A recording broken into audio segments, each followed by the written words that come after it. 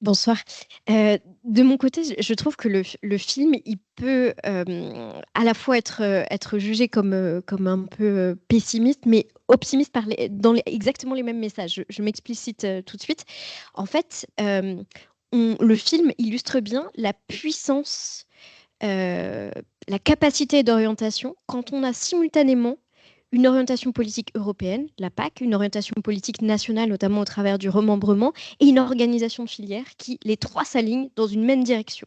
Alors, qui n'est pas forcément la direction qu'on jugerait la plus souhaitable aujourd'hui, ou en tout cas dont on a mesuré a posteriori des conséquences délétères, des conséquences socio-économiques, mais aussi environnementales. En revanche, le côté positif dans cette affaire, c'est de se dire, waouh, en fait, on est capable de changements qui sont d'une ampleur et d'une rapidité extrême quand il y a cet alignement-là. Et donc, la leçon qu'on peut en tirer, c'est un changement de cette ampleur-là, de ce rythme-là, qui est nécessaire aujourd'hui, serait également possible, mais pas uniquement en activant un levier qui serait uniquement celui des politiques nationales, uniquement celui de l'organisation des filières ou uniquement celui de la PAC. On a besoin d'une convergence des trois. Donc c'est un changement qui est d'ampleur, mais qui s'est produit par le passé et qui peut à nouveau être possible. Et je trouve que on entend dans le film un extrait de l'ancien ministre de l'Agriculture Pisani qui dit on a une politique qui a marché, et une fois que la politique elle marche, elle a atteint ses objectifs, il faut changer de politique. Et je trouve que ce discours-là, aussi banal en fait que ça puisse paraître, de dire on a atteint des objectifs, du coup il faut repenser de nouveaux objectifs et repenser une politique en conséquence, est quelque chose qui paraît complètement inaudible dans le débat public actuel, parce que dès lors qu'on parle de changer quelque chose dans le secteur agricole, en général, on fait face au mieux à des yeux écarquillés, au pire à des revendications assez véhémentes, car le changement en soi est vecteur de peur et vecteur de crispation. Mais ce que dit cet ancien ministre est absolument juste. On peut se féliciter d'avoir été capable de changements d'une telle ampleur, mais par contre, on doit absolument reconsidérer le fait que les enjeux actuels ne sont plus les enjeux de ceux qu'on voit dans le début de la rétrospective dans le film, et donc on a besoin de repenser une organisation du système alimentaire en conséquence. Merci pour vos réponses. Ce film, donc le titre Tu nourriras le monde, il est assez impactant. Enfin, en tout cas, nous, on le trouve assez impactant. Et on voulait savoir un peu quelle interprétation vous en faisiez et qu'est-ce que vous pensez un peu de cette injonction que ressentent les agriculteurs de devoir nourrir le monde.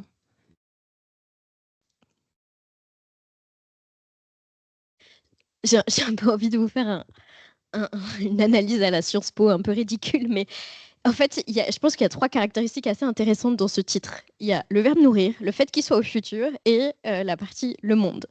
Le verbe nourrir indique quand même que l'injonction prioritaire qui est confiée aux agriculteurs, principalement de la filière grande culture là en Champagne-Ardenne, c'est une vocation de production à des fins alimentaires. Et ça, je pense qu'on peut se féliciter du fait que ça reste encore la finalité qui soit affichée comme première, prioritaire, pour cette filière-là, en sachant que, en l'occurrence, la filière grande culture de Champagne-Ardenne, c'est une filière qui euh, s'est fortement développée autour d'un pôle bioéconomie pour lesquels une partie non négligeable de la valeur ajoutée créée a été plutôt à des fins non alimentaires. Il y a une grosse usine de biocarburants dans le territoire et il y a beaucoup de développement de biomatériaux, biomolécules pour des différents secteurs de l'économie, ce qui n'est pas forcément mal en soi, mais quand on voit un peu les évolutions de cette filière dans ce territoire, on voit qu'elle est happée par des fins non alimentaires et qu'elle est happée par la perspective de débouchés économiques supérieurs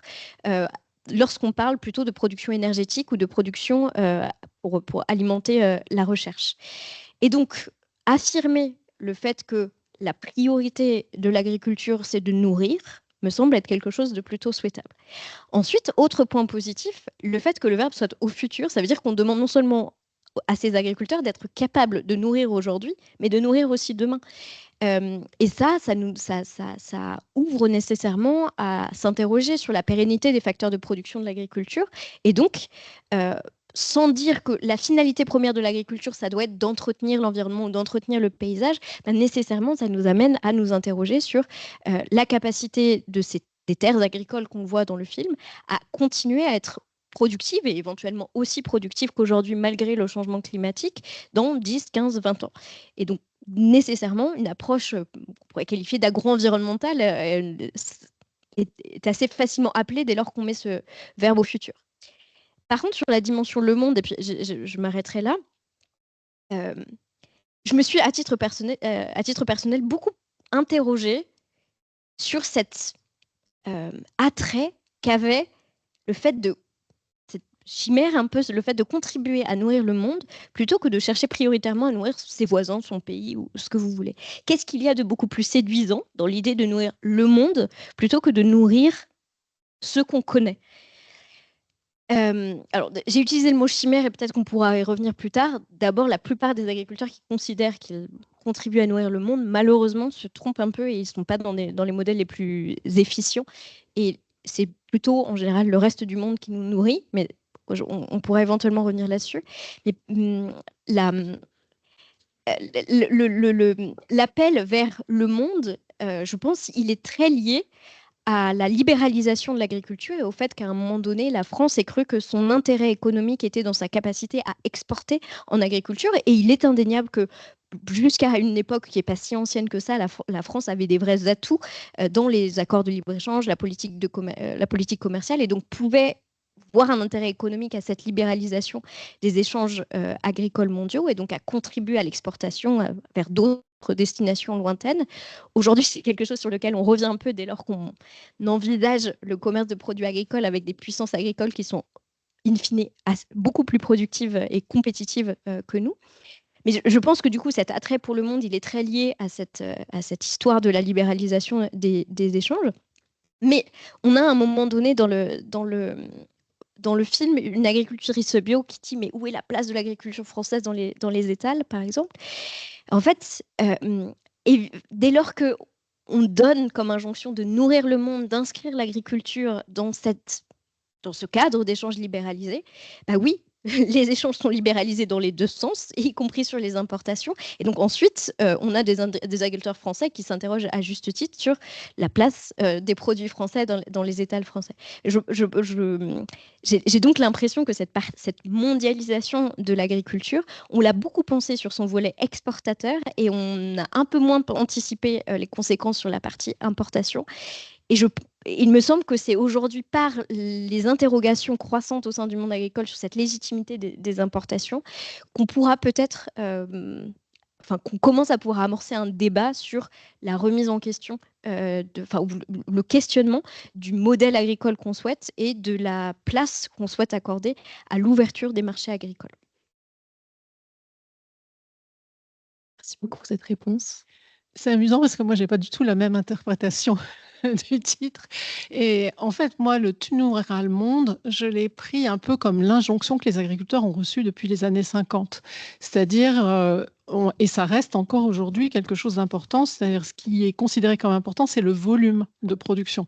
Ce n'est pas la manière dont on produit, ce n'est pas de savoir si on produit durablement, si on produira demain, c'est simplement l'injonction qui a été faite aux agriculteurs qu'il faut produire. Alors c'est vrai que quand on revient sur l'histoire, le lendemain de la Seconde Guerre mondiale, ça a été, il fallait nourrir les Français. Parce qu'il y avait encore les tickets de rationnement, parce qu'on n'arrivait pas à nourrir la population. Ensuite, l'Europe, ça a été l'autosuffisance alimentaire de l'Europe comme objectif. Et puis quand on l'a atteint à peu près au milieu des années 70, comme le dit très bien Pisani, ça a été de nourrir le monde.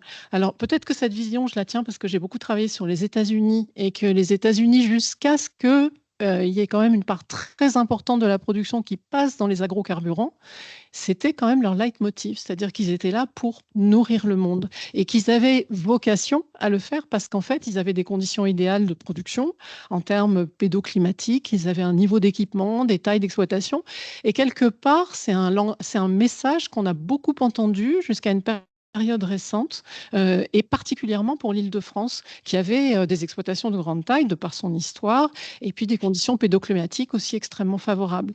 Et donc, moi, j'ai compris ce titre « Tu nourriras le monde » comme un espèce d'impératif de produire du volume, non seulement pour nourrir les Français, mais aussi pour nourrir l'Europe et pour nourrir après le monde une fois qu'on a des capacités exportatrices. Et ça reste quand même, les céréales, le deuxième poste en matière d'exportation des produits agricoles de la France, quoi. C'est pas négligeable.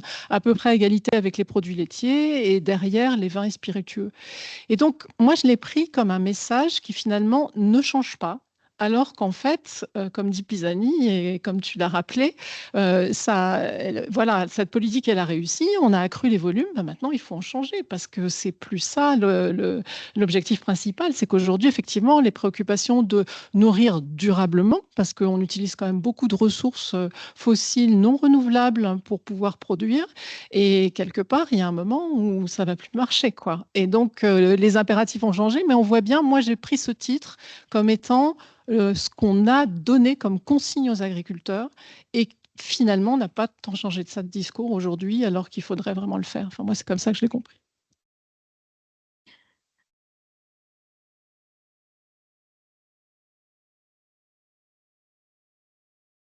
Ça va? La Terre, depuis toujours, elle nourrit l'humanité. Donc, voilà, c'est un constat, c'est un fait. Maintenant, ce titre, c'est un titre qui est assez inquiétant quand on pense que nous ne sommes même plus capables de nourrir toute la population française. Et ça pour des raisons de choix économiques. Je voudrais juste vous lire un rapport qui vient d'être publié. Oui, on pourrait nourrir tout le monde ici en France si on arrêtait de dédier les 43% des terres agricoles à l'exportation et que 28 millions d'hectares de surfaces agricoles utiles. La France a suffisamment de terres pour subvenir à ses besoins. Or, plus de la moitié de ces surfaces céréalières, fruitières, maraîchères et un quart des surfaces d'élevage produisent pour l'exportation.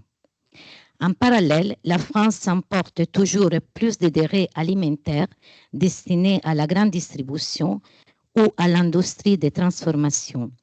On a réduit à 2100 mètres carrés par habitant la part des terres consacrée à nourrir la population française, là où 4000 mètres carrés seraient nécessaires. Ce sont des choix politiques au service de l'agro-industrie et non pas au service de la population. Ce qui me dérange dans le film que nous avons vu, c'est qu'il y a un film qui montre encore une fois l'agriculture comme un monolithe, alors que l'agriculture est très différenciée et qu'il y a beaucoup d'agriculteurs, et ça ne remonte pas à 2 ans, mais ça fait très très longtemps qu'il y a des agriculteurs qui ont fait des choix différents, d'avoir un rapport avec la terre, nourricière, à la terre grâce à laquelle on vit, on respire. Donc,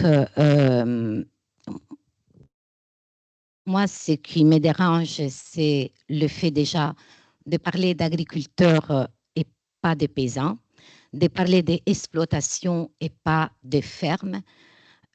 On est rentré dans un modèle linguistique lié à des modèles économiques auparavant qu'on a vu très bien reportés dans l'histoire du film, qui ont fait qu'il y a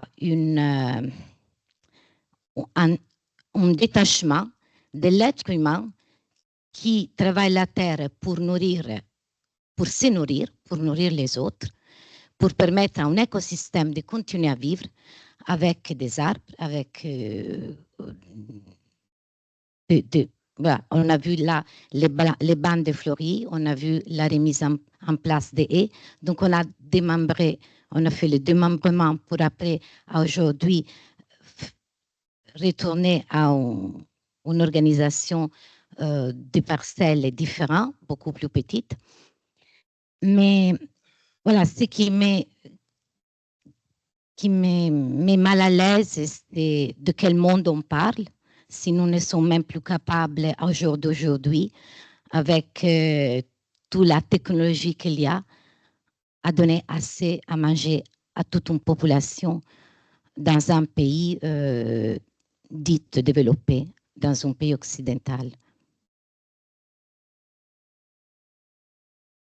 Merci pour vos réponses. Peut-être si des personnes ont déjà une question qui leur vient en tête aussi à la vue du film, on peut en prendre une première dans le chat ou dans la salle. Si vous aussi vous aviez une interprétation différente du titre « Tu nourriras le monde » ou un ressenti qui vous est venu en premier à la vue du film. Sinon, on peut... Ah, ouais.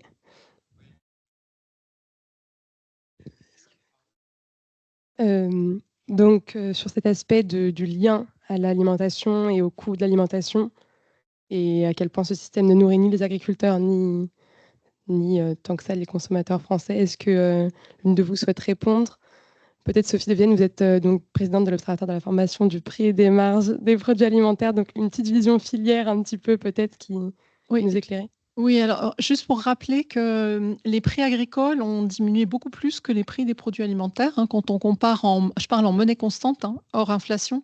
Et c'est lié au fait que c'est finalement les produits alimentaires incorporent de plus en plus de valeur ajoutée créée par l'aval. Et quand on regarde l'évolution de ces prix, on se rend compte que finalement, il y a une partie des gains de productivité du secteur agricole qui ont été absorbés par l'industrie agroalimentaire, qui a été capable de proposer des produits alimentaires de plus en plus transformés à un prix qui reste raisonnable pour le consommateur.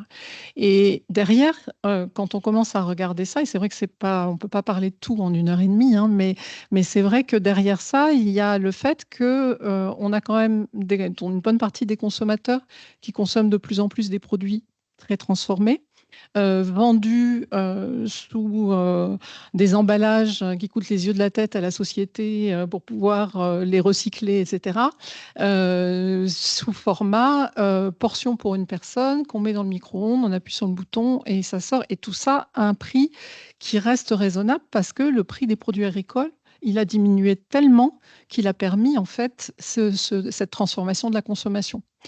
Et c'est vrai que c'est pas du tout abordé dans le film, mais moi je sais que quand je fais des enquêtes auprès d'agriculteurs qui sont lancés dans l'agroécologie, souvent ils me disent c'est bien joli de nous demander de faire des rotations, mais il faudrait quand même que le consommateur il fasse aussi des rotations dans son assiette, quoi. C'est-à-dire qu'il y a quand même un certain nombre d'agriculteurs, j'imagine vous qui vendez en direct et qui transformez sur la ferme, c'est quelque chose dont vous êtes vraiment consciente, mais voilà, il y a quand même un certain nombre d'agriculteurs qui font vraiment le lien entre ça et sur la nécessité effectivement de tout changer, pas simplement changer la manière de produire, mais changer aussi la façon de consommer, quoi. Et peut-être en revenant à des produits moins transformés, qui incorporent moins de valeur ajoutée de l'aval, il me semble que c'est quelque chose qui est extrêmement important. Puis, je sais plus si... Peut-être pour rebondir sur un autre aspect de votre question, votre point est tout à fait est très juste qu'au bout du compte, il faut s'interroger sur le prix et la valeur de l'alimentation. Et on a tendance un peu à faire l'hypothèse, comme ça, au doigt mouillé, de se dire, alors certes, l'agroécologie, l'agriculture biologique, ça coûte plus cher en sortie de ferme, mais abracadabra, on joue un peu sur la réduction des marges dans le milieu de chaîne et puis en réduisant un peu la consommation de viande, hop, ça va pas coûter plus cher pour le consommateur de manger des produits issus de l'agroécologie ou de l'agriculture biologique. C'est un peu une idée reçue qu'on a. Et nous, à l'IDRI, donc le think tank dans lequel je travaille, on fait plutôt l'hypothèse inverse. La massification de l'agroécologie et de l'agriculture biologique signifie sans doute un surcoût non négligeable pour le consommateur. Et ça ne veut pas dire qu'il ne faut pas jouer sur le levier de la surmarge, par exemple, de la grande distribution sur la bio ou ce genre de choses. Mais au bout du compte, l'augmentation du prix sorti de ferme, il ne peut pas être complètement absorbé ou complètement disparaître avant d'arriver au consommateur. Alors, il y a des surcoûts qui sont plus ou moins importants selon les filières, mais si je prends un exemple un peu généreux, par exemple, sur la production porcine, le surcoût sorti de ferme, c'est plus de 150% par rapport au conventionnel. Donc, le consommateur, sans dire qu'il doit forcément payer 2,5 fois plus cher sa viande de porc bio par rapport à la viande de porc conventionnelle, il y a un moment donné où le prix, la part de son budget à consacrer à l'alimentation doit sans doute évoluer par rapport à une alimentation majoritairement issue de produits, on va dire, standardisés, conventionnels. Donc ça pose la question de la capacité des ménages à absorber ce surcoût-là. Pour certains ménages, ils peuvent éventuellement avoir les marges de manœuvre financières pour le faire, Mais pour la majorité des ménages, c'est une concurrence qui se fait directement avec un autre poste de dépense qu'est le logement. Contrairement à ce qu'on entend souvent, c'est pas tant le téléphone portable qui a pris sur l'alimentation, hein, c'est quand même essentiellement le poste du logement avec lequel s'est fait la vase communicante. Et donc, dès lors qu'on sait qu'on a une partie non négligeable de la population qui n'est pas forcément en capacité financière d'absorber le surcoût lié à la transition agroécologique, concrètement, ça nous demande de penser des mécanismes politiques d'accompagnement de la capacité de la totalité des Français ou de la totalité d'une population donnée à avoir accès à cette alimentation de qualité. Donc, non seulement il y a la question de est-ce que les gens qui pourraient sont prêts à payer le prix, mais aussi la grande question de tous ceux qui ne pourraient pas, comment est-ce qu'on fait pour éviter un phénomène de dualisation de l'alimentation, une alimentation à deux vitesses dans lesquelles seuls les plus aisés auraient accès à une alimentation de qualité. Donc je pense que quand vous pointez ce sujet du coût de l'alimentation, allons jusqu'au bout du raisonnement et nous, en tout cas à l'IDRI, on s'attelle à essayer de chiffrer le surcoût résiduel de la transition agroécologique pour le maillon de la consommation et essayer ensuite d'identifier quels seraient les leviers qu'on peut activer pour essayer de prendre en charge ce surcoût pour celles et ceux qui n'auraient pas les moyens de l'assumer directement. Ouais, j'entends ce que vous venez de dire. En même temps, oui, c'est vrai que les coûts d'une alimentation biologique actuellement est supérieur à celui d'une agriculture chimique, mais parce que le modèle n'a pas changé. Parce que, par exemple, dans notre ferme, où tout part en circuit court, on fait des céréales, oui, mais dans une ferme céréale, on ne fait pas que des céréales, il y a une rotation culturelle. Mais en parlant, par exemple, des non-céréales, tout part dans les moulins, une production de pain journalière qui est vendue sur place, ou qui part dans les AMAP, dans les épis, donc en circuit court, dans les écoles aux alentours, dans les biocoop aux alentours. Le reste de la production de blé part dans 2 moulins qui sont par ici. Donc, on s'interroge sur le modèle. Tant que ce modèle ne changera pas, tant qu'on continuera, par exemple, à promouvoir une alimentation à base de viande presque journalière, alors que la manière de vivre de la plupart des personnes en Occident ne nécessite plus d'avoir une telle alimentation pour garder la santé. Au contraire. Donc, il y a plein de paramètres qui pourraient faire en sorte que, je ne veux pas dire rapidement, ce serait utopique, mais beaucoup plus rapidement de ce qui n'est pas le cas aujourd'hui, permettre que l'alimentation biologique devienne une alimentation à la portée de toutes les bourses. Mais pour ça, il faudrait, il faudrait détruire le système de l'agro-industrie. Il faudrait... la PAC, il y a 2-3 ans, a quand même enlevé le maintien, les subventions pour le maintien de l'agriculture paysanne, de l'agriculture biologique, qui correspondait à 150 € par hectare par an. Et ça, c'était une volonté politique complètement en contradiction avec tous les problèmes environnementaux que nous avons créés, que nous continuons à créer, avec tous les dérèglements du climat. Donc, pourquoi ça? Et on continue dans ce mauvais sens. Donc, je pense qu'il y a une énorme décision au niveau politique à mettre en jeu pour pouvoir changer ce modèle.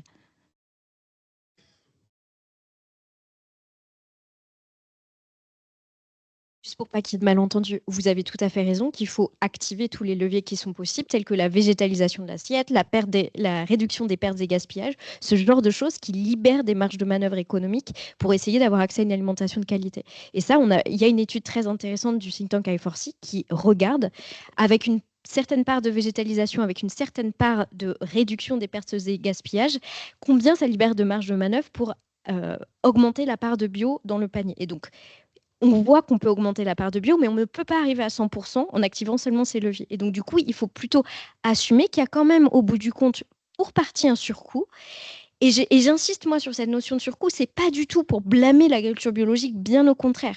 Quand je vois des maraîchers bio qui se tuent à faire 50 à 60 euros, 50 à 60 heures, pardon, de travail par semaine et qui gagnent, allez, 1500 euros par mois, je me dis, mais ils méritent tellement de pouvoir embaucher quelqu'un d'autre et avoir un travail dans lequel, allez, soyons fous, ils travailleraient 39 heures. Mais ça suppose qu'ils puissent vendre leurs produits beaucoup plus cher pour qu'ils aient les marges de manœuvre économiques pour avoir ce salarié ou cette personne supplémentaire. Donc, je pense qu'on a aussi un peu tendance à internaliser les niveaux de pénibilité et de surtravail que la plupart des agriculteurs ont complètement intériorisés. Et si on veut essayer de remédier à ça, il faut reconnaître que le travail agricole et des formes de production telles que la bio, qui ont une forte intensité en travail, ça a un coût. Et que ce coût, il va au moins pour partie se répercuter un peu sur le consommateur. Et que politiquement, vous avez tout à fait raison, il faut qu'on s'interroge pour savoir comment est-ce qu'on prend en charge ce surcoût. Est-ce que c'est en subventionnant davantage les exploitations agricoles bio? Est-ce que c'est en prenant en charge directement certains vous parlez de sécurité sociale de l'alimentation, d'autres de chèque alimentation durable? Est-ce que c'est vraiment en régulant de manière extrêmement stricte les marges de tous les intermédiaires? Que sais-je, je n'ai pas d'a priori là-dessus, mais je pense qu'il faut qu'on reconnaisse que la production de qualité, et notamment en agriculture biologique, elle a un coût, elle a une valeur, et donc regardons en face ce que ça veut dire sur l'évolution du budget des ménages à consacrer à l'alimentation. Moi, je voudrais réagir là-dessus. Enfin, je partage ce qui a été dit sur le modèle d'alimentation pour le consommateur. Parce que quand on fait, alors je vais sortir ma casquette FPM, et quand on fait la décomposition des coûts des produits alimentaires et qu'on regarde la part que représente l'emballage, par exemple, dans ce coût, c'est considérable pour un certain nombre de produits. Et donc, je pense que la balle, elle est aussi dans le camp du consommateur à travailler plus au niveau de produits bruts. Et je vais prendre un exemple, je trouve très intéressant, la politique alimentaire des États-Unis qui risque de changer malheureusement avec le gouvernement qui est en place. Mais il y a un lien qui est fait entre la qualité de l'alimentation et puis la santé de la population la plus pauvre, qui est quand même très touchée par l'obésité aux États-Unis au premier chef. Et donc, du coup, il y a tout un volet de cette politique alimentaire qui vise à augmenter la part des fruits et légumes dans l'alimentation des plus démunis, et qui s'accompagne d'une éducation à la cuisine, au travail des matières premières, qui permet finalement d'accéder à une alimentation de qualité avec des coûts qui sont moindres, parce que finalement, il y a quand même une part de travail du consommateur et qui est un travail qui peut... Voilà, qui a un côté agréable, de faire la cuisine, d'aller au marché, enfin, c'est de retrouver des choses nouvelles. Et moi, je pense que la transition, elle se pense aussi jusqu'au consommateur et jusqu'au modèle de consommation. Et donc, je nuancerais sur l'histoire du coût. Je suis d'accord pour un certain nombre de produits. Si on prend les produits laitiers, les systèmes en agroécologie, le lait à l'arrivée ne coûte pas plus cher que dans les systèmes conventionnels. Donc, voilà, je pense qu'il faut vraiment nuancer suivant les types de production. Et moi, je pense effectivement que la transition, ça va jusqu'au consommateur. Et ça s'arrête. Enfin, faut pas négliger du tout l'aspect, je dis en plus, qui coûte les yeux de la tête à la société, tous ces emballages de plastique de toutes sortes. Et ça, cette réduction, il y a un volet énorme, me semble-t-il. C'était très intéressant et peut-être qu'on va continuer avec une autre question. Il y avait deux mains qui s'étaient levées, je crois. Alors, il y en a une qui vient de se lever récemment et tout à l'heure, il y en avait une juste avant, il me semble. Donc, peut-être qu'on va prendre la question de la personne qui avait levé la main juste avant. Je vais amener le micro cette fois-ci. Et j'oublie pas les autres questions. Je passerai le micro juste après.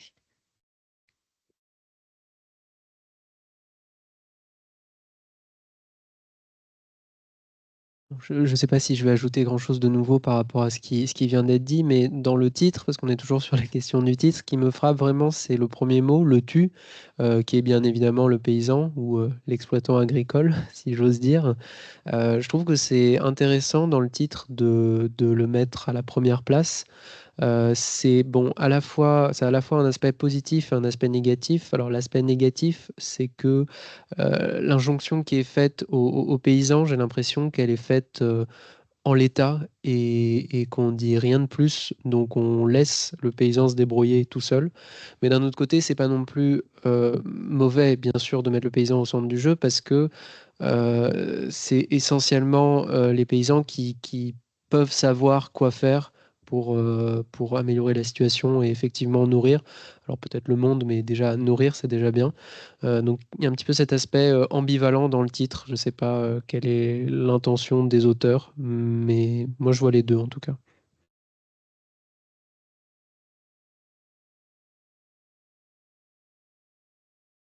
Merci pour la remarque. On n'a pas les réalisateurs ce soir pour avoir leur avis, mais c'est vrai que ça aurait été pertinent qu'ils soient là aussi. Mais ils font d'autres projets en ce moment. Comme on a déjà pas mal discuté sur cette question, peut-être que je vais passer directement à la question suivante, monsieur.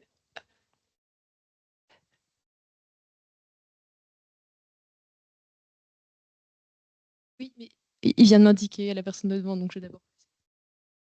Merci.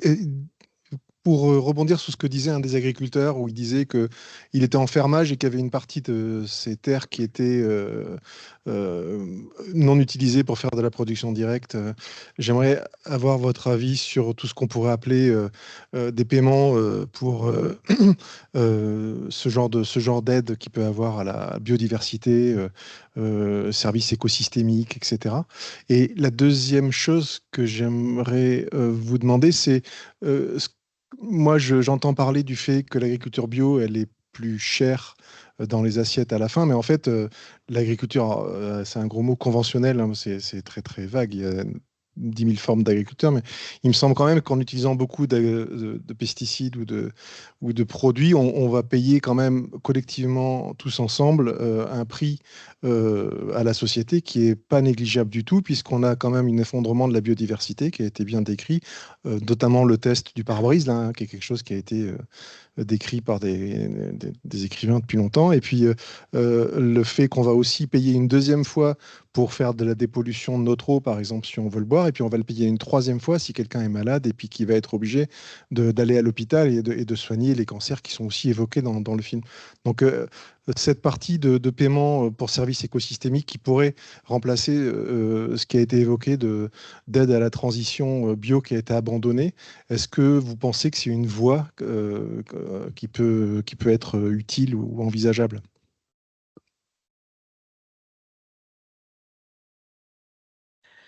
Alors moi, j'avoue ne pas être très favorable au paiement pour services écosystémiques. Je vais essayer d'expliquer pourquoi. C'est sans doute le fait d'avoir travaillé au Royaume-Uni un peu qui m'a peut-être un peu dégoûtée de ça. Je vais expliquer. C'est-à-dire que pour moi, la transition, elle est forcément systémique. C'est-à-dire que c'est un ensemble de transformations, c'est un ensemble de leviers qui sont activés pour aller dans le même sens et pour aller vers cet objectif de s'affranchir du recours à des intrants extérieurs. Et donc, c'est pas facile à adapter. C'est une manière, comment dire, de réfléchir. Enfin, c'est une manière de concevoir les nouveaux systèmes de production qui est en rupture totale avec tout ce qu'on a fait jusqu'à maintenant, parce qu'il n'y a pas une recette pour l'ensemble du territoire français, mais il y a bien quelque chose à penser pour chacun des types d'écosystèmes dans lesquels prend place l'agriculture dans les différentes régions françaises, et elles sont vraiment extrêmement variées. Donc, c'est ça qui est extrêmement difficile. C'est-à-dire que comment est-ce qu'on va mettre au point des systèmes qui soient efficaces dans toute la diversité des petites régions agricoles françaises qu'on a.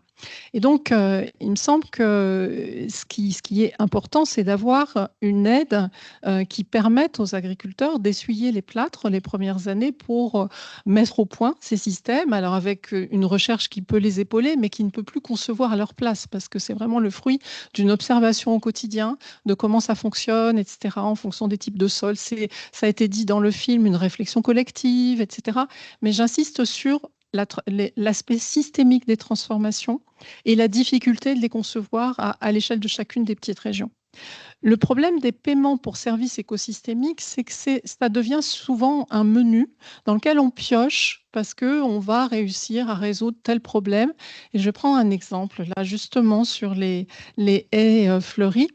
Au Royaume-Uni, dans la politique agro-environnementale, qui a très vite été orientée vers les paiements pour services écosystémiques, avec des menus dans lesquels les agriculteurs pouvaient piocher, j'ai le souvenir d'agriculteurs qui prenaient la mesure très bien rémunérée de haies fleuries autour des parcelles pour la biodiversité, les oiseaux, les promeneurs, parce que ça joue un rôle très important au Royaume-Uni, hein, le paysage pour une densité de population qui est très forte, enfin, c'est vraiment un élément important.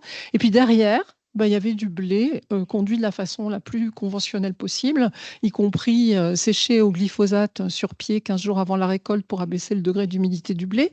Et ça donne des systèmes totalement opportunistes où en fait on va prendre une mesure et puis sur le reste on va continuer business as usual parce que en fait voilà, on va réussir à tirer un revenu de ça et puis on n'a pas besoin de changer le reste. Et donc moi il me semble que les paiements pour services écosystémiques, c'est une manière de découper cette affaire en tranches de saucisson, là où au contraire, c'est bien un ensemble de transformations qu'il faut faire. Et donc moi, je serais vraiment plus partante pour un contrat de transition agroécologique. Et l'agroécologie, ça englobe le bio, mais pas forcément que, hein, parce qu'il y a aussi des agriculteurs qui s'autorisent à avoir encore recours à un certain nombre, de manière très limitée, un certain nombre de pesticides si nécessaire, mais qui du coup vendent dans le circuit conventionnel. Mais c'est bien d'accompagner les agriculteurs dans une transition qui est nécessairement difficile et systémique. Et c'est pour ça que moi, les paiements pour services écosystémiques, j'avoue que je ne suis pas très, très fan. Si je peux, par rapport à ce que vous venez de dire, juste l'expérience dans notre ferme, avec l'accompagnement d'une association Terre-Cité, avec l'aide aussi des fonds de l'Union européenne et avec l'implication énorme bénévole de beaucoup d'étudiants, des jeunes, on a réussi cette année à planter 1 kilomètre de haies. Et il y a 3 ans, aussi un autre linéaire. Bien sûr, une partie de ce fonctionnement financier, c'est nous que nous le portons, mais on le partage avec d'autres membres d'une société. Et c'est là où j'ai dit, l'agriculture, ce n'est plus l'histoire d'un agriculteur. La terre, c'est plus une histoire d'un agriculteur, mais c'est vraiment un bien commun pour la vie, pour nous tous. Et on peut, avec patience, constance et tisser ces autres liens qui sont des liens d'un modèle à l'horizontale. Et il y a des expériences comme ça. Peu importe que l'expérience soit petite, mais elle peut donner l'envie de faire d'autres. Cet exemple peut donner l'envie à d'autres collègues de faire la même chose. Et voilà, c'est une petite expérience qui fonctionne. On a décidé de faire semblant de pas être d'accord ce soir. Je vais dire que je ne suis pas tout à fait d'accord avec ce que Sophie a dit. Je pense qu'il faut faire vraiment... Enfin, moi, je trouve qu'on gagnerait politiquement à faire la distinction entre les instruments d'accompagnement à la transition et les instruments de rémunération de pratiques vertueuses. Le fait que pendant quelques années, il faille des outils de type contrat de transition systémique, absolument d'accord. Et que moi, ça, je n'appellerais pas forcément ça des paiements pour services environnementaux. En fait, le débat sémantique autour de ce qu'est effectivement un paiement pour service environnemental, un paiement pour service écosystémique, etc., ça nous emmène dans des débats scientifiques que je trouve pas forcément extrêmement féconds. Mais en tout cas, sur l'approche, sur cette première partie de l'accompagnement au changement de pratique, je suis tout à fait d'accord. Ensuite, je pense qu'il y a bien des pratiques agricoles dont la littérature scientifique a démontré les bienfaits pour l'environnement et dont pas forcément la valeur intrinsèque pour la nature, mais dont le surcoût de travail ou la décroissance des volumes de production qui en découle n'est pas absorbé par le marché. Et que donc, il y a une légitimité à ce qu'un instrument politique vienne rémunérer la pratique agricole en question. Du coup, on fait vraiment semblant de ne pas être d'accord. Mais Et c'est là que ces instruments de type PSE, ou appelons-les autrement, qu'importe, me semblent parfaitement légitimes. Je donne souvent quelques exemples. Donc, le maintien à l'agriculture biologique qui a été effectivement supprimé à un moment donné, il était supprimé politiquement au motif que la bio devait savoir se rémunérer sur le marché. Mais sauf que la totalité des bienfaits environnementaux apportés par les pratiques biologiques ne sont pas incluses dans le prix de vente des produits biologiques. De la même manière, un grain de blé qui a poussé dans un champ qui est bordé par une haie ne vaut pas plus cher, n'est pas vendu plus cher à la coopérative ou au négoce parce qu'il y a eu une haie à côté. Donc cette haie, si elle n'est pas incluse dans le prix de vente, il faut bien que quelqu'un rémunère l'agriculteur pour la surface de production qu'il perd et pour le temps qu'il consacre à l'entretien. Et pour les tracas administratifs aussi qu'il subit en raison du fait qu'il est une haie. Autre exemple que j'aime bien prendre, il s'avère que pour la filière du lait, on a un prix du lait qui est distinct entre le lait de plaine et le lait de montagne. Mais en dehors de ça, on a aussi un instrument politique dans la politique agricole commune qui s'appelle l'indemnité compensatoire de handicap naturel, dans lequel on dit on est moins compétitif quand on est en montagne et donc on va compenser les agriculteurs qui maintiennent quand même une activité dans ce territoire-là.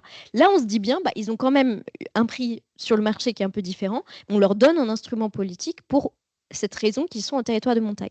Et pour moi, c'est vraiment ça l'esprit des PSE, ou encore une fois, changeons le nom, c'est de venir rémunérer les agriculteurs pour une pratique qui a des vertus démontrées sur l'environnement ou sur le social, le territorial, dans l'exemple que je donnais sur le lait de montagne, et qui ne peut pas être pris en charge par le marché. Donc, moi, je pense que c'est des instruments qui ont le mérite, qui devraient exister et qui ont leur place dans la politique publique plutôt que sous forme d'externalisation de crédit carbone ou de crédit biodiversité sur les marchés privés. Mais peut-être que ça, on pourra en parler à un autre moment. À condition que je répète, qu'on ne les découpe pas en tranches de saucisson. Un petit truc pour la haie, un autre paiement pour autre chose. Je pense qu'il faut vraiment garder le côté systémique. Mais ce qui est clair, c'est qu'il y a un levier qui est énorme. Il y a quand même 9 milliards d'aides de la PAC en France. Une bonne partie sont des paiements découplés, et ce qui pourrait être des leviers formidables pour la transition et la préservation de ces systèmes en agroécologie, ce qui n'est pas le cas aujourd'hui. Et justement, peut-être sur cette question de à quel point la PAC n'est peut-être plus orientée vers ces objectifs-là, enfin vers les bons objectifs aujourd'hui. Peut-être si vous voulez faire un peu un bilan de à quel point la PAC influence les modes de production actuels et est-ce qu'elle est encore adaptée, et peut-être un peu le témoignage en tant qu'agricultrice bio, est-ce que vous vous sentez soutenue quand même par la PAC ou pas du tout? On se doute un peu de la réponse, mais... Oui, mais moi, j'ai déjà, je pense, répondu à votre question. Non, bien sûr que non.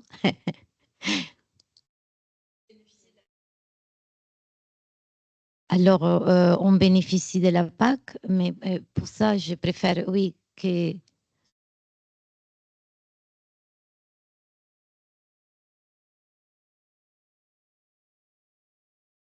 Je préfère que ce soit mon mari à répondre parce que c'est lui qui, tous les ans, remplit la déclaration PAC. C'est pour cette raison. La déclaration PAC aujourd'hui, c'est devenu un quiz, en fait. C'est un quiz où on coche des cases. Et nous, on est en bio. Nous, on a plus de la moitié de la surface qui est en plantes protéagineuses ou légumineuses. Du coup, en théorie, c'est ce que recherche tout agriculteur conventionnel, parce que là, il va aller justement cocher des cases. On a des haies, on a tout, etc. Et bien, figurez-vous qu'en fait, on a tellement qu'on ne bénéficie pas de toutes les subventions parce qu'il n'y a pas l'enveloppe qui est liée à ce qu'on coche, quoi. Donc, aujourd'hui, pour être très clair, un agriculteur qui soit en bio, en conservation du sol, en conventionnel light, conventionnel intensif, la déclaration PAC, c'est la même pour tout le monde. Donc, qu'est-ce qui s'est passé avec le verdissement de la PAC? C'est que les conventionnels purs et durs qui avaient un assolement, une rotation du style blé, maïs, colza, ils ont introduit 4 ou 5 hectares de pois protéagineux pour juste cocher cette case-là. Ils ont dit, là, j'ai une ligne d'arbres qui fait 100 mètres, c'est une haie. Donc, ils ont coché la case haie, etc., etc. Voilà la PAC aujourd'hui. Donc, je vous rejoins, madame, dans le fait que Oui, je suis d'accord. Il faut que ça soit l'intégralité, une globalité de tout. Mais pour ça, va falloir aller dégommer quelques personnes à Bruxelles pour refonder une PAC différente, de façon à ce que vraiment, enfin, mon épouse l'a déjà dit, mais c'est plus l'affaire des paysans, c'est l'affaire d'une société. Monsieur devant moi l'a dit aussi. Je veux dire, quand tout à l'heure il y avait l'exemple du porc, du coût du porc. Mais le coût du port conventionnel n'intègre pas la pollution de l'eau, n'intègre pas tout ce qui a été dit avant. Donc, si on intègre tout ce que ça coûte à la société, finalement, je pense que ça revient beaucoup plus cher. Mais ça, à aucun moment, c'est comme le prix de l'alimentation, à aucun moment, on ne vous parle du prix de la dépollution de l'eau, à aucun moment. Ni du prix du coût de la santé pour une alimentation qui n'est pas saine. Et ça aussi, ce sont des choix politiques de désinformation.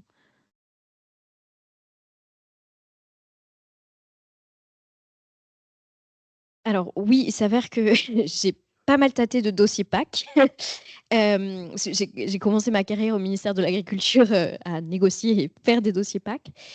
Et donc oui, je plains sincèrement les agriculteurs qui ont à remplir des déclarations PAC et peut-être pire encore, les agriculteurs dont on attend qu'ils soient conscients de toutes les règles qu'ils ont à respecter quand ils souscrivent à la PAC. Parce que moi-même, qui ai la prétention de me considérer relativement experte du sujet, je suis absolument incapable de les connaître toutes par cœur.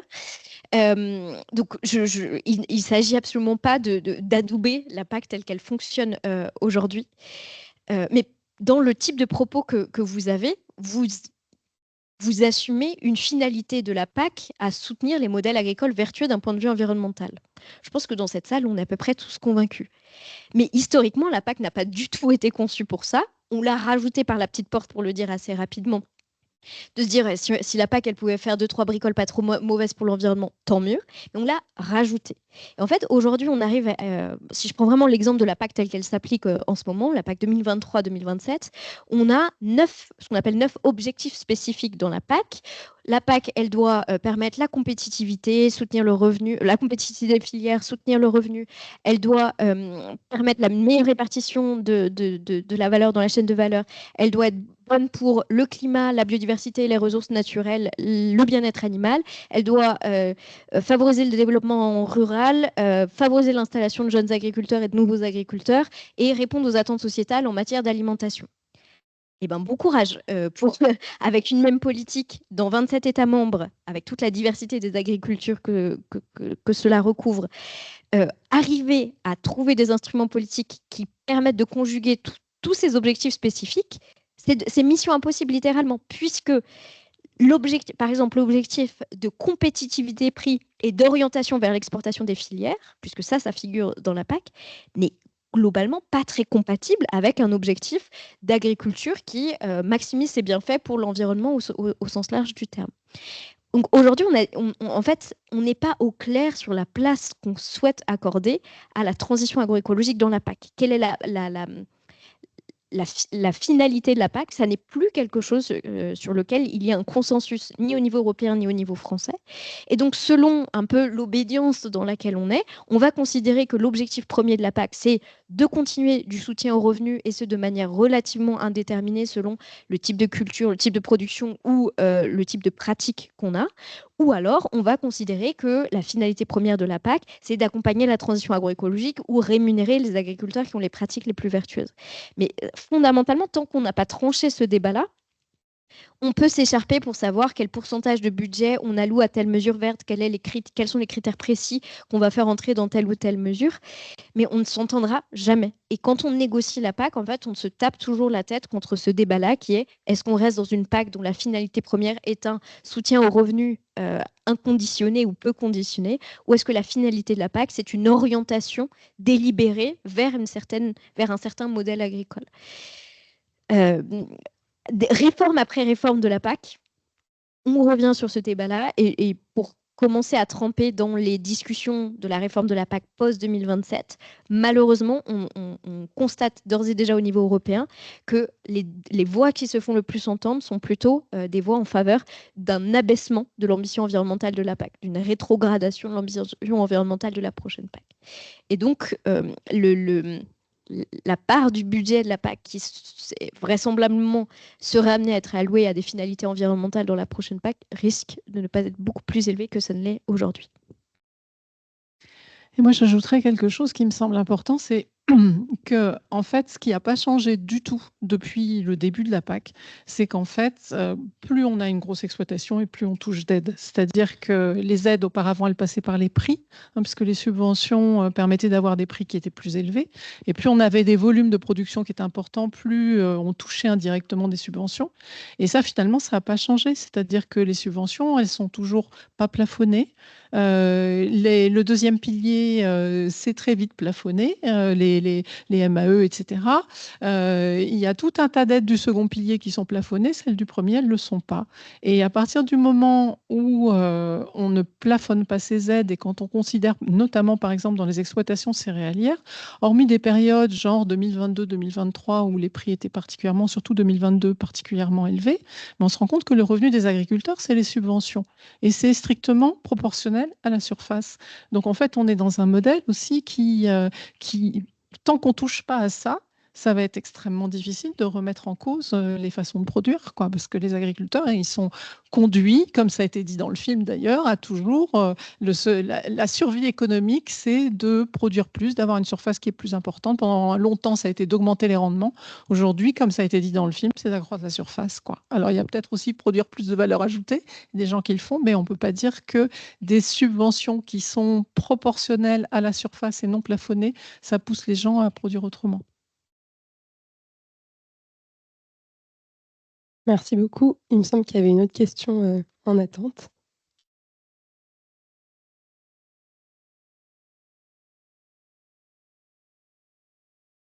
Oui. Dans du coup ce film, on voit toutes les diverses conséquences qu'a eu l'évolution de l'agriculture ces 50, 60 dernières années. Et si on peut être d'accord que les évolutions en termes d'évolution de la biodiversité, en termes d'atteinte à l'environnement, bon, je pense que personne ici dans la salle irait dire que c'est la marche des choses. Sur le fait qu'il y a beaucoup de villages ou de zones rurales qui voient leur population être désertée, sur le fait que des villages passent de 20 à 2 agriculteurs, je précise que ce n'est pas ma pensée, avant toute chose, mais si on veut se faire l'avocat du diable, on peut aussi dire oui, mais la plupart des grandes révolutions agricoles dans l'histoire se sont faites par des bouleversements sociaux comme ça. Si on prend les enclosures, par exemple, elles se sont faites au prix d'affrontements sociaux assez forts entre les pouvoirs publics anglais de l'époque et les agriculteurs. Et sans cette révolution, les progrès agronomiques qui ont accompagné ce mouvement des enclosures et cette augmentation des rendements n'auraient peut-être pas pu se faire. Donc, si c'est indéniable qu'il y a certains effets dont on pourra tous juger qui sont fortement indésirables sur, comme je dis, les pollutions, les atteintes à l'environnement, à la biodiversité et tout, est-ce qu'on pourrait considérer, et je redis que c'est pas quelque chose que je partage, mais si je voulais me faire l'avocat du diable, est-ce qu'on pourrait se dire que en fait, cette diminution du nombre d'actifs agricoles et cette augmentation des surfaces par actif est au fond je vais mettre des guillemets, marche de l'histoire où, comme le disent certains agriculteurs, on peut pas aller contre le progrès et qu'on ne peut pas faire une révolution agricole sans qu'il y ait des conséquences qui puissent être considérées à court terme comme néfastes, mais qui à long terme pourraient être considérées juste comme une évolution qui sont nécessaires. Ce n'est pas du tout pour moi un progrès, c'est un regret. On est en train, le mur est là, et déjà on est dans le mur. Le fait même est que si la PAC a été créée pour nourrir la France aujourd'hui, ben voilà, là, on n'arrive même plus à nourrir les Français, tous les Français. Là, on parle de la vie, on parle de l'air qu'on respire, on parle de ce qu'on mange, on parle de notre santé, de ce qui nous permet de vivre. Donc, il est où le progrès? je crois que jamais on a été dans une situation de regret, de regrets, pardon, à tout niveau. Donc, je ne peux pas être d'accord sur le fait que ce qui a été fait jusqu'à là, ça représente un progrès. Faire des hectares et des hectares et devenir une machine dans la machine pour arriver à la fin à s'épuiser, même à se tuer. Bon, là, peut-être qu'on pourrait tirer une sonnette d'alarme, avoir une déontologie, une éthique et dire peut-être que là, on est allé un peu trop loin pour ce qui concerne la valeur de l'humain, de l'être humain. Je souscris à votre point de vue sur le caractère non souhaitable de ce phénomène. Par contre, on peut assumer que la diminution du nombre d'actifs agricoles a été un objectif délibéré de la politique agricole commune, qu'on peut déplorer. Ça a été et je l'ai dit au passé, mais je me corrige, c'est un objectif délibéré de la politique agricole commune.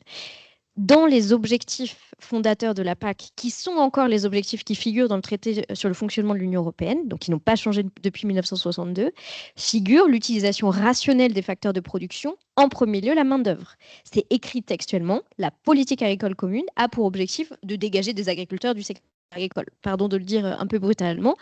Au sortir de la Deuxième Guerre mondiale, on avait besoin de ces bras pour aller dans d'autres secteurs, donc on peut le comprendre. Et dès lors que, comme Sophie l'a rappelé, on est passé on n'a jamais changé de logiciel par rapport au fait que ce sont les exploitations les plus grandes, donc en gros les plus productives, qui sont les plus bénéficiaires de la PAC. Et c'est a fortiori le cas aujourd'hui avec le phénomène des aides à l'hectare. On favorise l'agrandissement des fermes et donc on favorise l'absorption de petites, moyennes fermes pour qu'elles deviennent des fermes plus grandes et on concourt à la diminution du nombre d'agriculteurs. C'est pour ça que je disais tout à l'heure que quand, d'une part, on maintient cet outil principal que sont les aides de base à l'hectare, mais qu'on dit que quand même la politique agricole commune, elle a pour objectif spécifique de favoriser le renouvellement générationnel, on veut le beurre, l'argent du beurre, le sourire de la crémière, et on ne se pose pas la question de savoir si tout ça est compatible. Donc aujourd'hui, ça reste, selon moi, un objectif délibéré que d'avoir une politique agricole commune qui concourt à l'agrandissement des fermes et ce faisant à la diminution du nombre d'agriculteurs. Après, on peut se poser donc une deuxième question qui est, est-ce souhaitable ? Et est-ce souhaitable notamment dans une perspective de transition agroécologique ? Là, la réponse est plutôt a priori non. On a quand même un certain nombre de papiers scientifiques qui nous montrent qu'il y a une moindre compatibilité entre des fermes de grande taille et l'agroécologie que c'est le cas pour des fermes de petite et moyenne taille. Par exemple, les fermes les plus grandes en grande culture ont empiriquement les rotations les plus simples, les plus courtes. Les fermes les plus grandes en eau-texte bovin-lait sont empiriquement les fermes qui sont les moins pâturantes.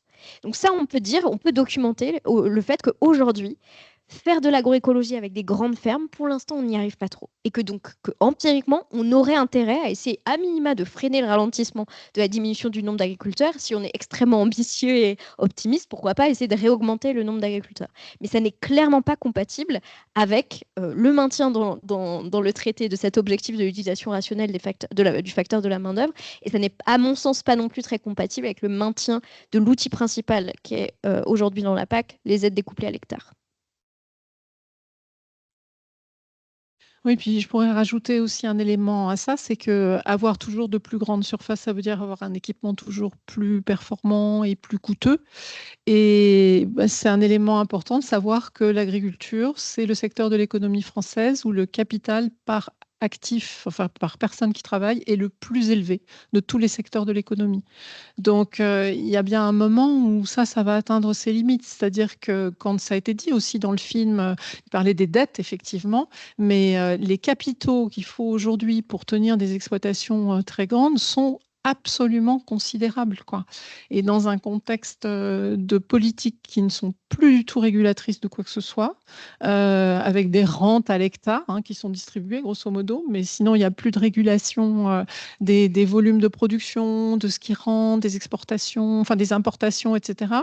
Avec le changement climatique, mais enfin, le modèle de toujours plus d'hectares avec des équipements plus performants, mais qui va se lancer là-dedans, quoi? Et les assurances, mais il n'y a qu'à voir ce qui se passe. Enfin, regardons de l'autre côté de l'Atlantique, là, les incendies monumentaux qu'il y a eu à Los Angeles, les assurances, OK, elles vont payer, mais sauf que plus personne pourra se payer l'assurance l'année prochaine, tellement ça va devenir coûteux. Donc, je veux dire, il y a quand même aussi un facteur de résilience qui est totalement inexistant de ces systèmes qui reposent sur des grandes surfaces, des équipements très performants, qui les rend extrêmement fragiles par rapport à l'environnement très instable dans lequel on est en train de rentrer et qui va l'être de plus en plus. Et du coup, enfin, cette question-là, elle reste énorme. Et moi, je suis d'accord pour dire que ce n'est pas du tout un facteur de progrès.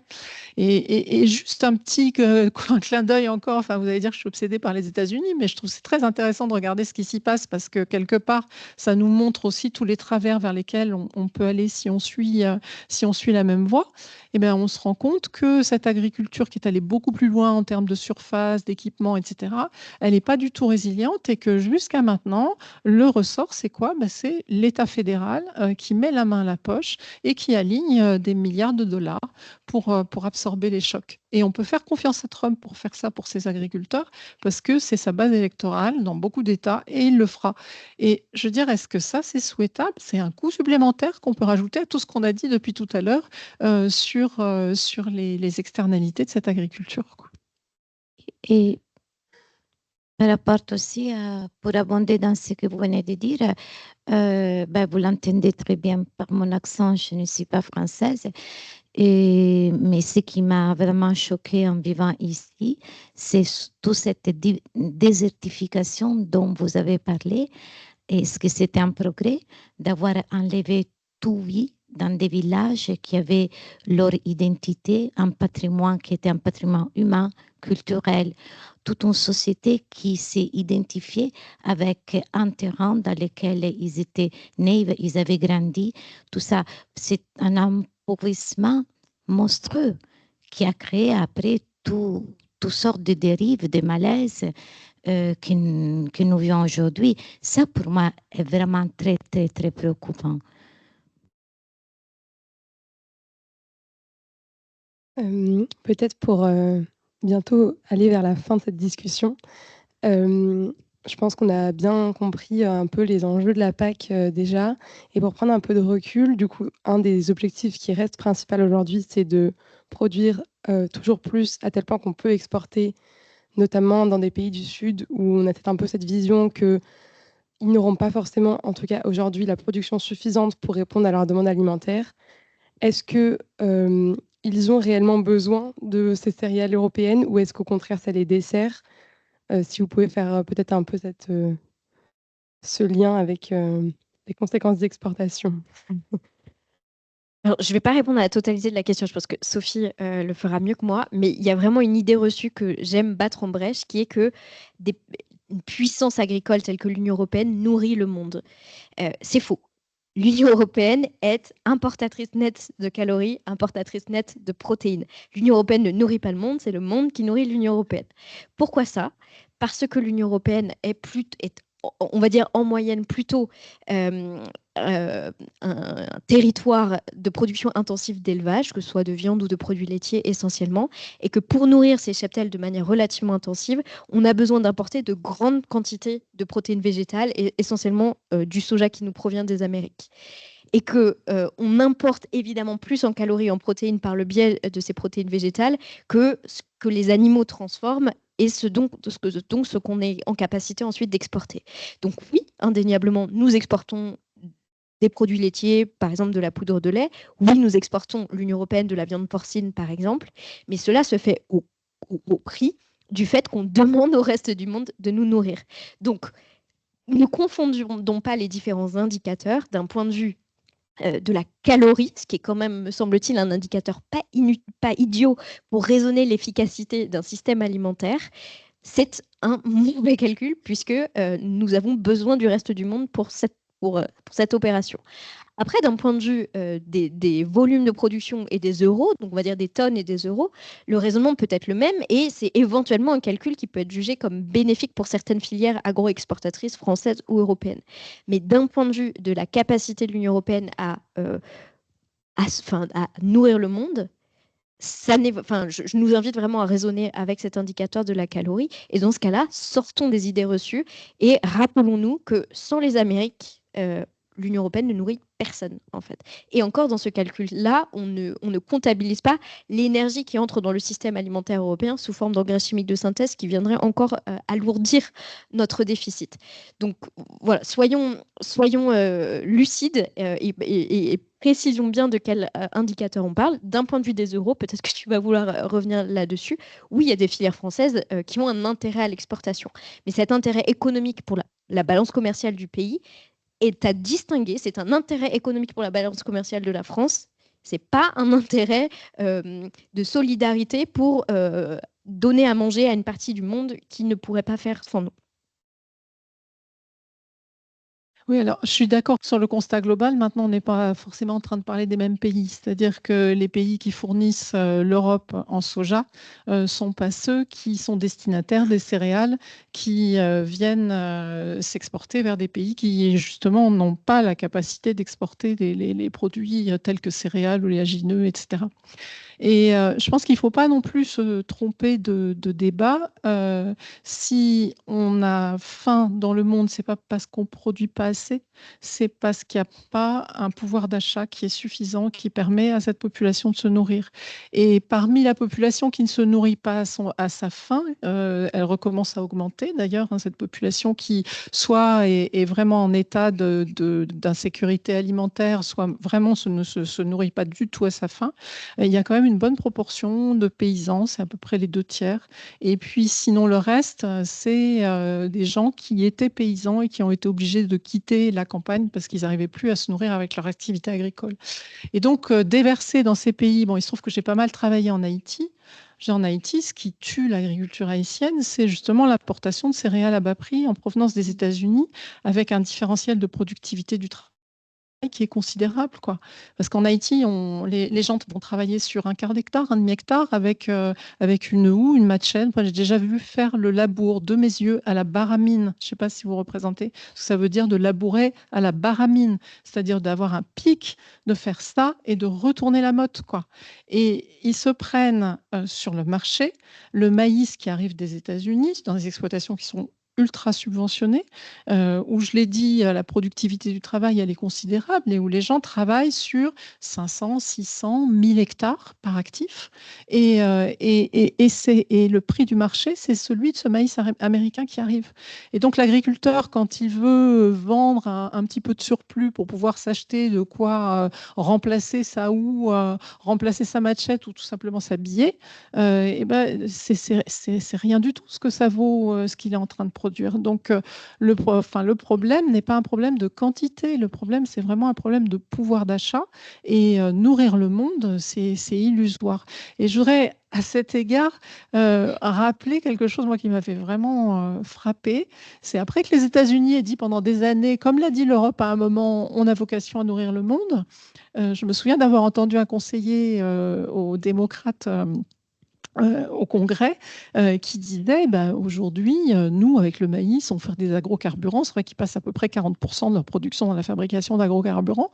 Puis ils disent, mais finalement, c'est très bien pour les pays du Sud parce que c'est autant de maïs qui déferle pas sur leur marché et qui vient les concurrencer, quoi. Donc, bon, voilà. Je crois que ça suffit là. Oui, il n'y a pas grand-chose en plus à ajouter, si ce n'est que c'est une vision colonialiste des rapports de force, qu'on continue à avoir l'illusion ou qu'on continue concrètement à faire sur des pays qui pourraient avoir une autonomie alimentaire Et de ce point de vue-là, moi, je voudrais rajouter que l'agroécologie, en plus, c'est super intéressant pour ces pays-là, parce que ce n'est pas quelque chose qui est exigeant en capital. Il faut quand même un petit capital de départ, mais qui n'est pas considérable et qui permet d'accroître de manière très importante la capacité de production. J'ai encadré une doctorante qui a travaillé dans une des régions les plus pauvres d'Haïti. Donc, Haïti, c'est déjà pas très riche. Mais là, on n'est pas en train de parler d'un plateau à 1000 mètres d'altitude, à peine accessible par les transports, et où on a vu, mais vraiment dans des conditions extrêmement difficiles de karst calcaire, avec le climat que connaît Haïti, les cyclones, etc., des agriculteurs qui, ayant accès à un outil qui était la baramine, ayant accès à un peu de matériel biologique qui leur permettait de faire des haies, mais petit à petit, arriver à faire des terrasses, retenir la terre, mettre des arbres, créer du sol, développer la production, du coup avoir de la production animale, couvrir l'endroit où on met les animaux, commencer à fabriquer du fumier, le fumier le réincorporer dans le sol, augmenter, bref, tout le cercle vertueux de l'agroécologie. Et ça partait de pas grand-chose, quoi. C'est la sécurité de tenure, l'accès à une baramine et l'accès à du matériel biologique pour faire des haies. Et c'est pas du tout des tracteurs, des engrais, etc. C'est une quantité de capital qui n'est pas très grande et la possibilité, alors peut-être qu'ils étaient un tout petit peu protégés quand même de la concurrence par le fait que les transports ils se font qu'à tête d'homme ou à dos d'animal, mais voilà, moi ce que je voudrais dire, c'est que l'agroécologie, c'est aussi quelque chose d'accessible pour les pays du Sud et pour une grande partie de cette paysannerie.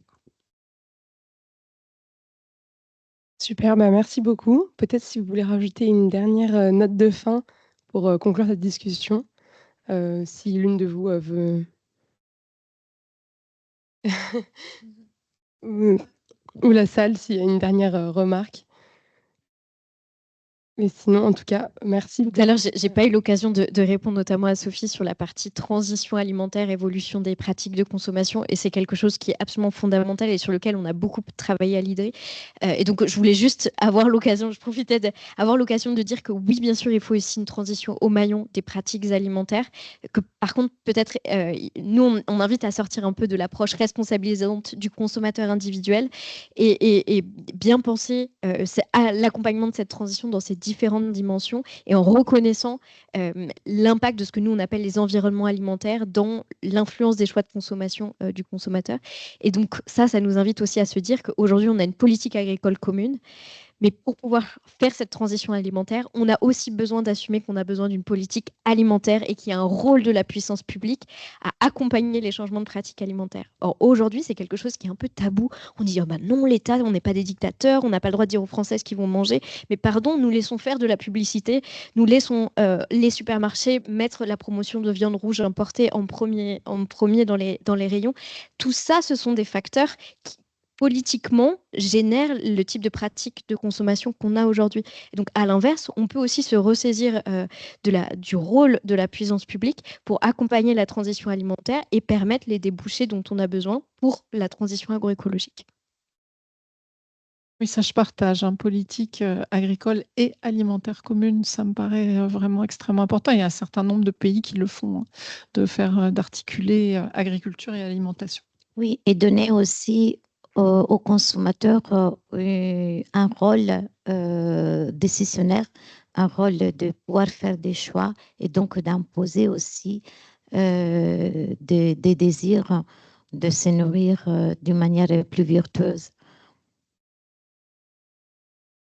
Super, merci beaucoup.